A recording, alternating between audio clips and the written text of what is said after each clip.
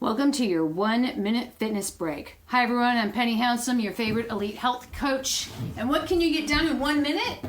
Over the ball, plant your foot, and we're going to work on those obliques.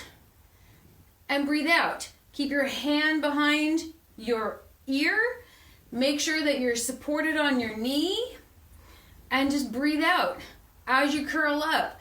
This really helps to define the waist, which most people love. And again, over your ball. These things aren't for show. And over you go. So you want to complete 1 set of 12 if you can, focusing on the obliques. And then you want to do a little bit for the low back.